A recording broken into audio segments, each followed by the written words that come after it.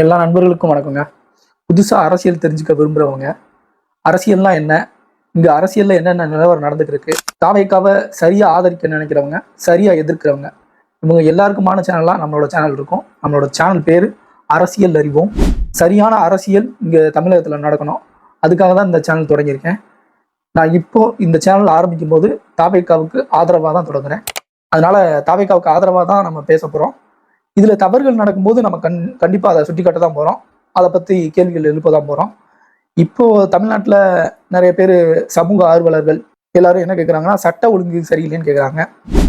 சட்ட ஒழுங்கு சரியில்லை அப்படின்னு இந்த தாவேக்கா ஆட்சி அமைச்சதுல இருந்து இந்த 20 நாள் 25 நாள்ல கண்டுபிடிச்சவங்க இதுக்கு முன்னாடி இந்த 50 வருஷம் 70 வருஷமா எங்க இருந்தாங்கன்னு தெரியல. இல்ல கடந்த 5 ஆண்டுகளா இந்த சமூக ஆர்வலர்கள்லாம் எப்படி எங்க போய் தூங்கிட்டு இருந்தாங்கன்னு தெரியல.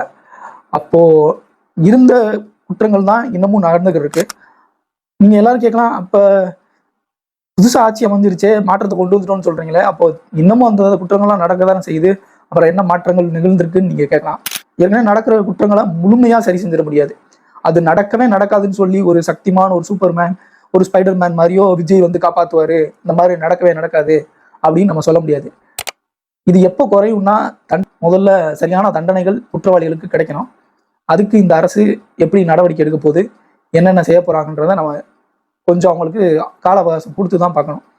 ஏற்கனவே நடந்துக்கு இருந்தது தான். இதை படிப்படியாக சரி பண்ணணும். சரி பண்ணுறதுக்கு சட்ட ஒழுங்கு சரி பண்ணணும். இதுக்கு சரியான தண்டனைகள் கொடுக்கணும். இன்னும் பாதுகாப்பு பலப்படுத்தணும். நான் அந்த கால அவகாசத்தை கொடுக்கறதுக்கு ரெடியாக இருக்கேன். நீங்களும் ரெடியாக இருக்கீங்க அப்படி நான் பேசுறது சரின்னு நினச்சிங்கன்னா நம்ம சேனலுக்கு லைக் பண்ணிட்டு சப்ஸ்கிரைப் பண்ணிக்கோங்க. இது போன்ற வீடியோக்கள் அடுத்தடுத்து உங்களை வந்து சேரும். நன்றிங்க.